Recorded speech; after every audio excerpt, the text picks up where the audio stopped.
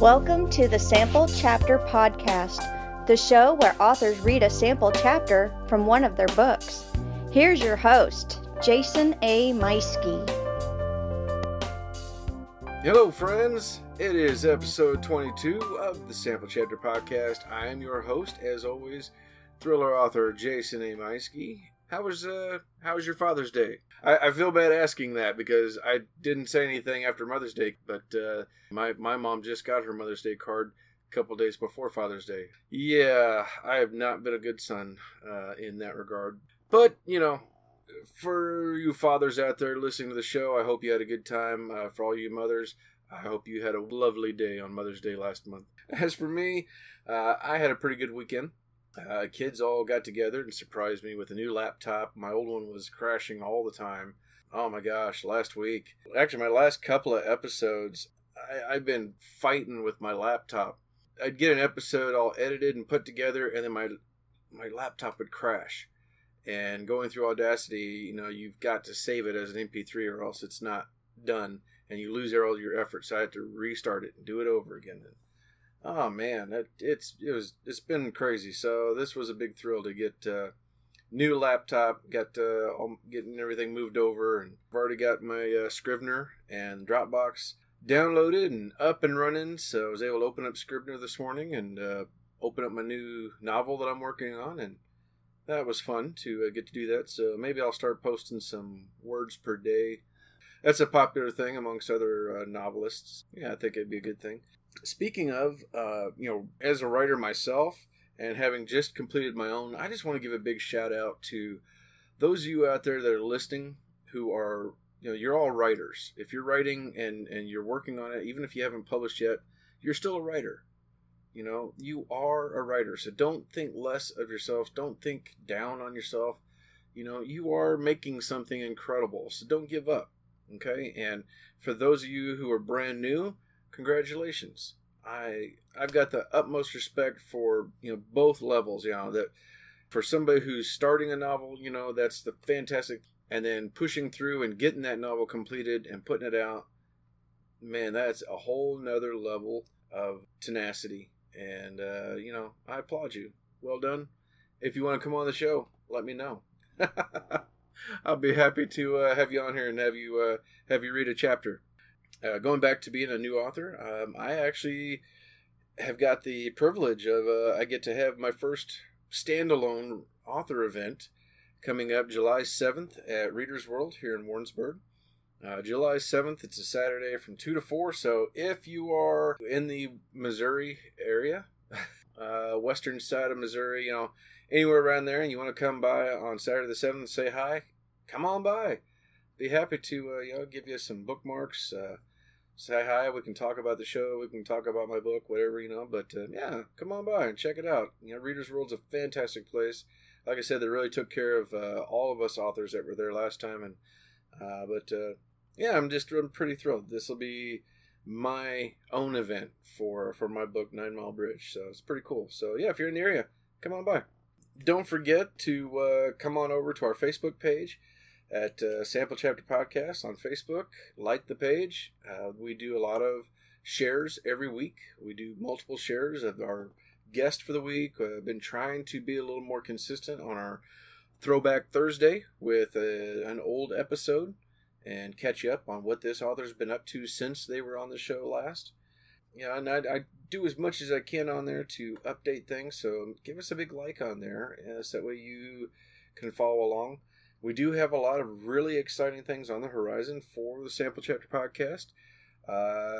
Not really much I can go into yet. This is just more or less a teaser. But yeah, to say the least, exciting things. So stay tuned. And like I said, like us on Facebook, and you can get tuned in. You'll be sure to be aware of what's going on. And I will make sure to announce those as they come available. I should probably hop on over into my business chair. Take care of a little bit of business and thank our host site, Podcast Garden. Podcast Garden is a fantastic and outstanding place for amateur and experienced podcasters alike. If you would like to start up your own podcast, you can go to podcastgarden.com. start your own show for free. If you're looking for other podcasts, they have a great big list full of other shows that you can choose from. To check them out, podcastgarden.com. I also want to thank U-Store-All of Warrensburg, Missouri is the premier place to go for all your self-storage needs. They have a wide variety of sizes in climate control and non-climate control. The entire facility, actually they have 2 locations, and both of those facilities are completely fenced in. It's gated access, you get your own private gate code, 24-hour video surveillance on more than 40 cameras.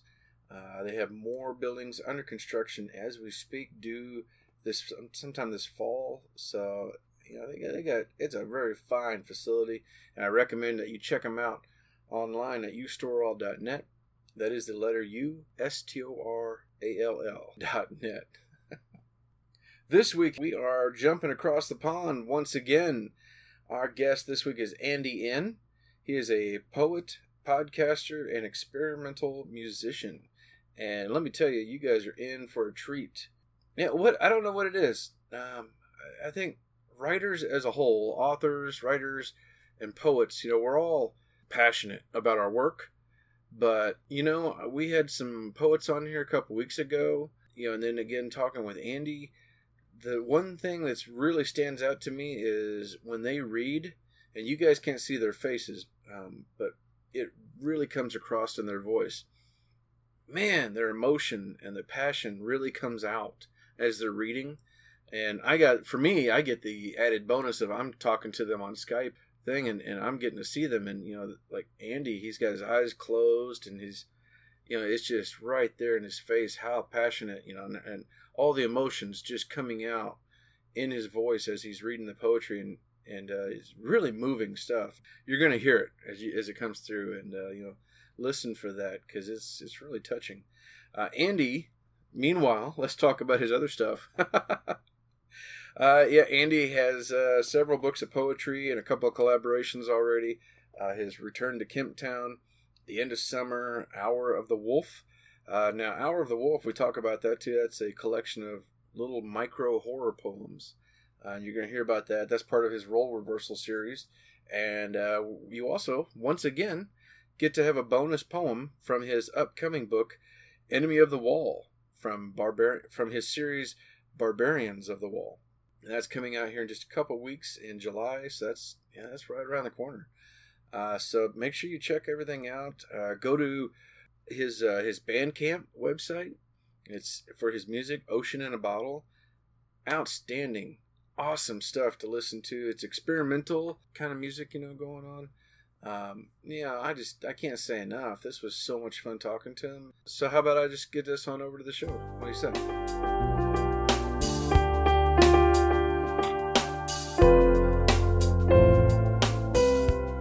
Good morning, good afternoon, good evening, friends, wherever you are. Welcome to another episode of the Sample Chapter Podcast. Today, I am with poet, podcaster, and experimental musician Andy N. Andy, welcome to the show.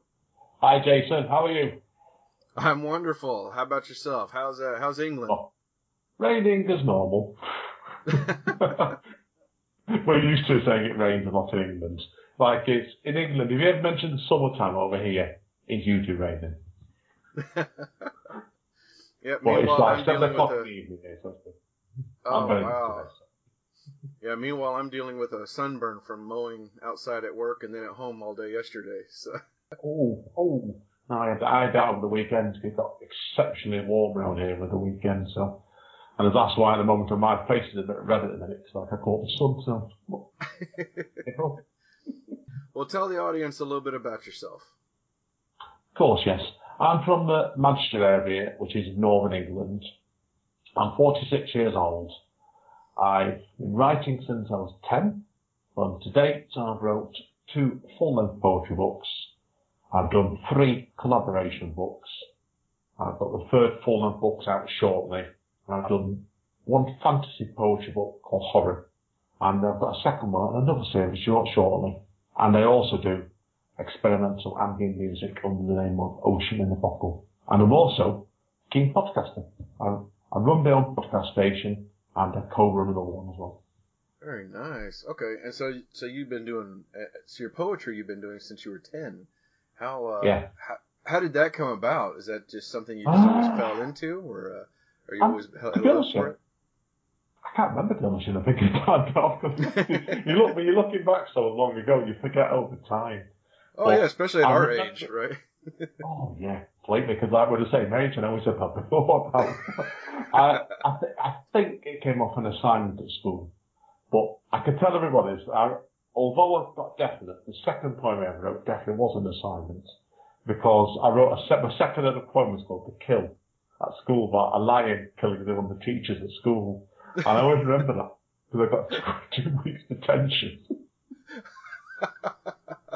So you did not get a good grade for that poem, I guess. No, we didn't like that one very much. but it's funny with me, like as everyone might guess, I'm one of the most unserious people that I hope to meet. But when I do my writing and my music, I'm so serious. It's just like it's a switch flicks in your head sometimes. Like it's like, take that serious, I don't I'll take the rest of my life very serious. But with the writing, it's always been there since I was 10 or 11. And then I went to university later on in life when I was 28 and really got into writing after that, really, when I was 31. I've been writing ever since, really, and doing music and often hand in hand. Very nice. And you're also a musician. You said you write under Ocean in a Bottle with its experimental ambient music, and tell us about that. That sounds amazing. Sure, yeah. Yeah, that one started about a couple of years ago, actually, because I had a much larger keyboard, and I always liked playing the keyboard, and I got a much smaller one I could plug in my laptop, and then it just seemed to click after that, because I've got a really good program for it, and I've been building this like a massive sound archive up with loads of songs ever since. And at one point, I was doing like an EP a month, because I was enjoying it that much. Nowadays, I don't get as much time, but like it's just a way of me to relax at night time.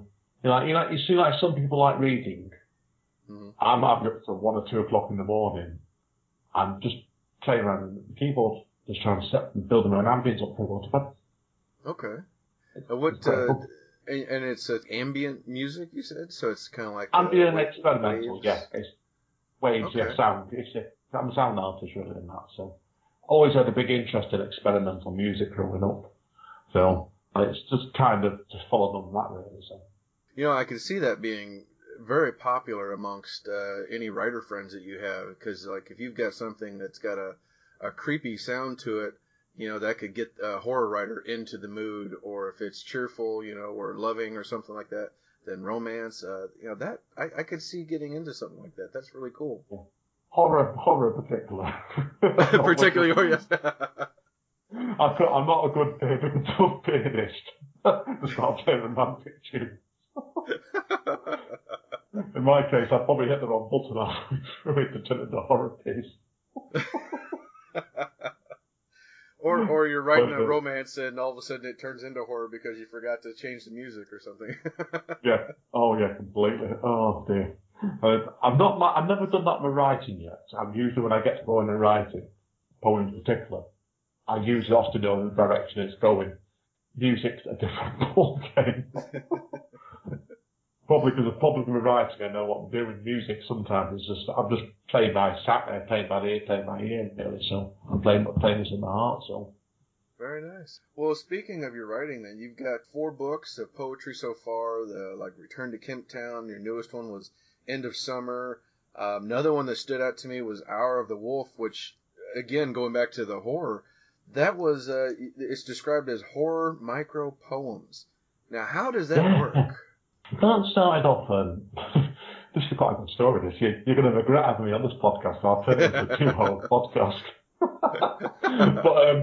But Hour of the Wolf, it started off at I've got a friend that lives on the south coast in England, called Brighton. And he does lots of role-playing games. And he took me down to one a couple of years ago. And it was basically what became the scene for the Hour of the Wolf, the role reversal series. And I was watching them all, sat in this imaginary barn, and one of them was a werewolf. And I picked up a pen and paper, and I thought, well, that's a good scene. So I wrote down 6 lines. And then I thought, oh, hang on a minute, that works as a nice little poem. Let's do another one. And for that night it's finished, I got 5 of them, the first 5. And I thought to myself then, why don't I see how this series goes by just sticking to very short micro poems? And I came up with the idea pretty quickly, doing 100 of them. And that took about 18 months to write it. And it was just like, because it's so short and concise, you like telling a chapter in a book in 6 lines. It sounds to me almost like a song. So you get your story being told through poems and kind of like lyrics of a song. Yeah, it's definitely very.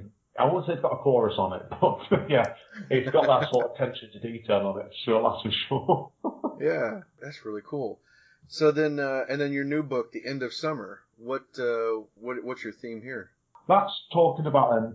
This one's actually a reprint of a book from a couple of years ago where I finally got it put in the Kindle. I never got round to it, and then my other half, who's been on your program also, Amanda Steele, she said to me, "You need that on the Kindle." I said, "Yeah, okay, so put it in the Kindle." But the book itself is symbolism, because I started writing that in 2000, years right now for you, 2011, straight after I got diabetes, unfortunately. And the first 4 poems about that were looking back at my life, because I treat life as like an 8-year cycle, and I got diabetes when I was 39, so I sort of thought to myself, that's the end of my summer now, and my life. So then it all started there, really, using that to have that period of reflection. And I was writing a lot like symbolism poems about looking back at a certain stage of your life when you move on. Oh, that sounds beautiful. And yeah, in case y'all didn't catch that, yes, Andy and a previous guest on this show, Amanda Steele, are a couple, which is how I came across Andy. And so yeah, make sure you go back. Episode 18, Amanda Steele, she read from her book. Oh gosh, I have it right here. I'm gonna have to edit this part. She read from a chapter from her book while I was gone. I had to go back and I couldn't find the note. Thank goodness I edit these shows. So. I think you're gonna laugh in this show. Oh my gosh, yes. So yeah, make sure you go back and check out her episode. It was fantastic. So all right, so genius.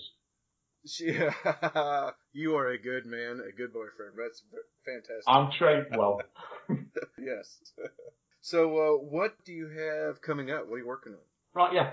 At the moment, I've got another Kindle book that's due out shortly called Barbarians of the Wall. And that's the first of another poetry series I'm working on as well. And that first book is called Enemy of the Wall. And that's in contrast to the Night of the Wolf. That's the very epic fantasy, perhaps Game of Thrones or Conan the Barbarian sort of territory, where I wrote very, very long poems. And I think there's 3 in this first book of that one. And each one of them is about 16 pages long each. That's done, and that's ready. And my next full-length poster book's due out in September. And that's got notice the cunning title of this now. It's called Birth of Autumn. So you bring it out in September. Very nice. And that's good direct, the name of it. That's very nice. And that's the direct sequel to The End of Summer. Because the End of Summer is a moment of reflection. The Birth of Autumn is when you're looking at what's coming next. I love it. I love it. You got a whole theme going on, so this is great. Yeah.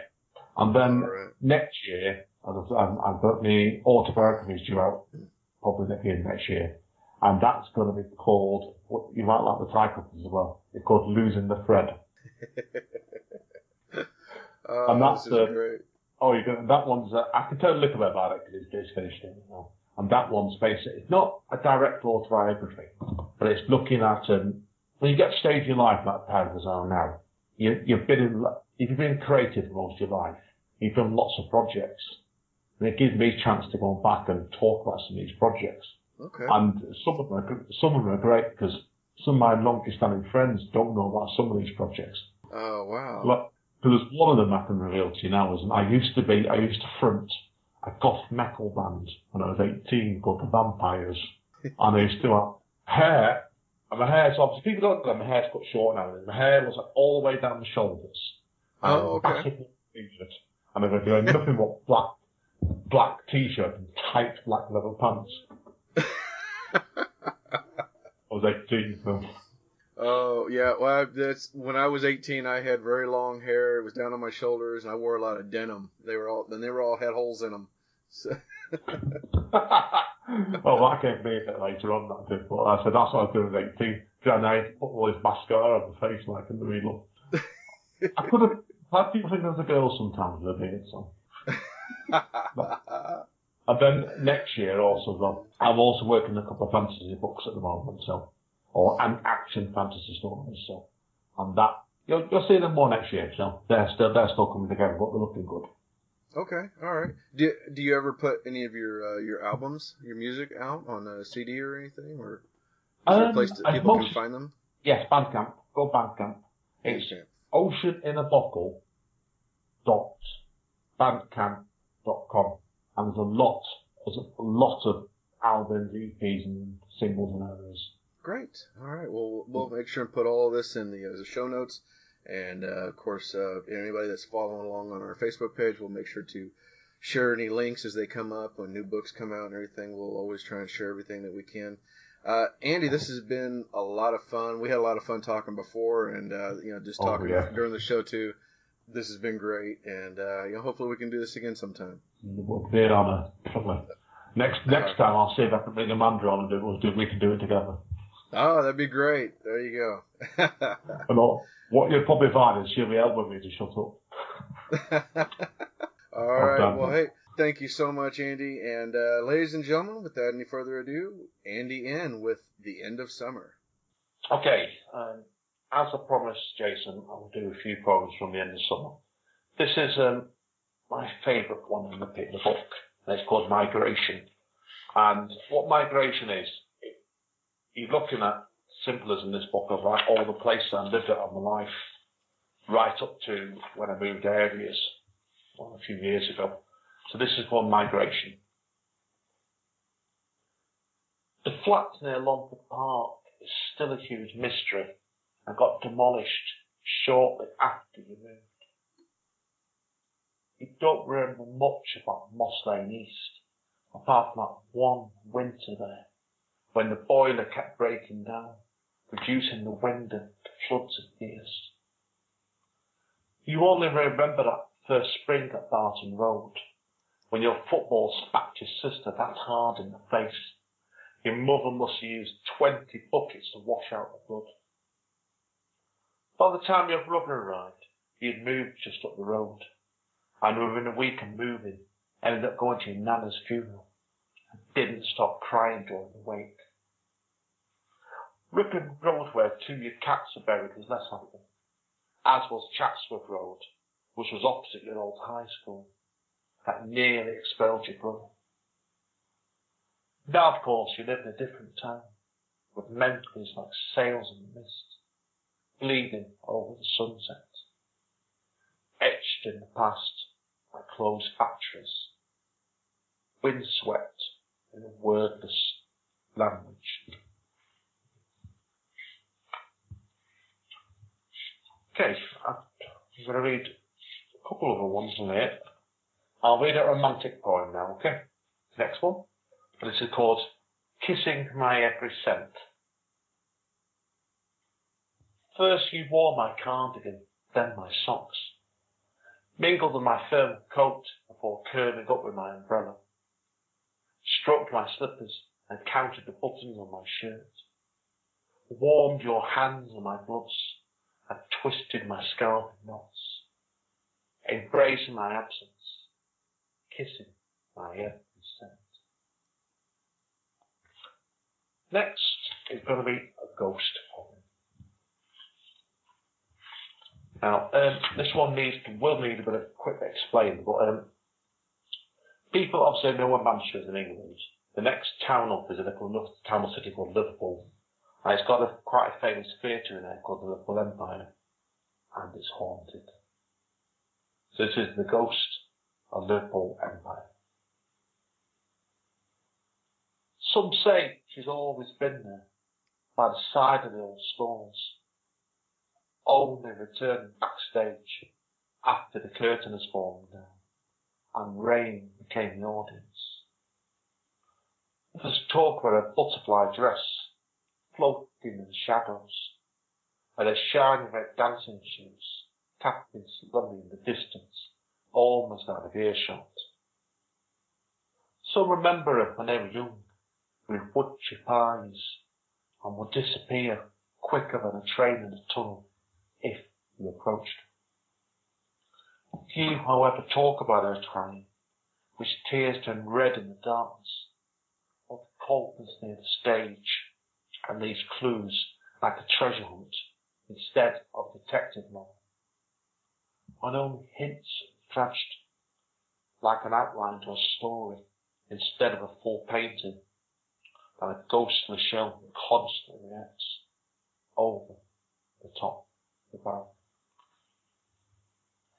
So I'm going to read last now in the book, this book, and then I'm going to read the extract out from the Enemy of the Wall book. This is called Out of Reach, and it's a two-part poem. And this is about writing. Part 1. Our hotel room felt like a battered bird cage, even when the sunlight sneaked underneath our blanket. That way your constantly cry-starving cats does first thing most morning. Our hotel felt like an adventure, best left unexplored, or a branch left to blow out across the nearby ocean. Then oblivion. Memories which deserved to be left just out of reach in our dreams, like an unlocked chest, gathered, forgotten shadows. Part 2. Over the freckled black sun, the ice climbed all over the pavilion, before slipping over the cliff, and bleached the tip of the pier. Far away from the fractured rocks and frozen gridlocked oceans, humming outside our hotel room, before sucking the night from the air. And the breeze which tickles and stabs you in the back, before assaulting the windows over the top of our hotel window.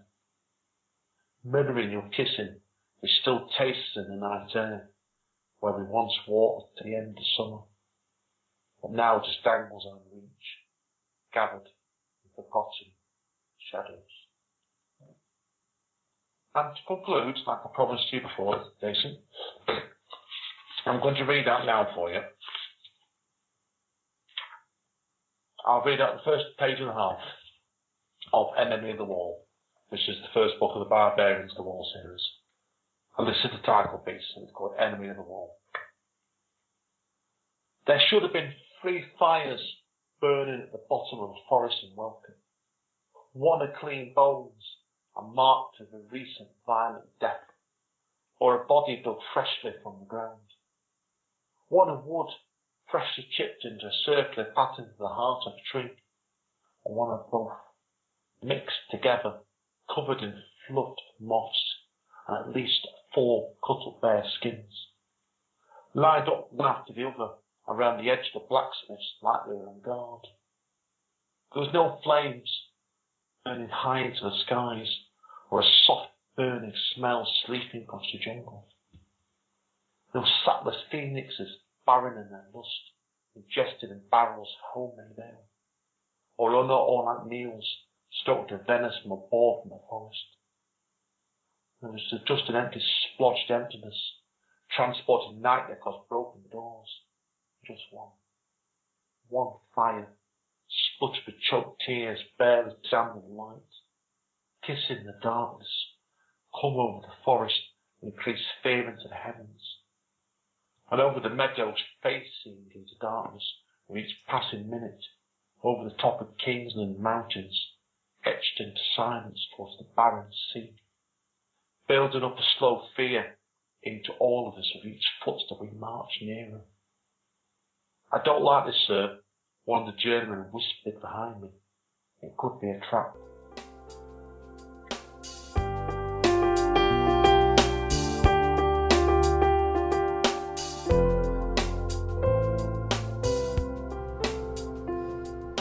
And that was Andy N. reading some poetry from The End of Summer, his newest book. Plus you got a bonus from Enemy of the Wall. That book's coming out next month, so make sure you're looking for it. Hey, make sure that you follow the links in the show notes so you can check out his music, check out his author page, and all these books on here. They're all fantastic, so I highly recommend you check them out. And make sure you're following Andy. Follow the show and give us a rating. Give us, 4 stars, 5 stars, whatever you think that we're worth to you. Hey, we're going to be back again next week with another author, another book, and another sample chapter. Bye.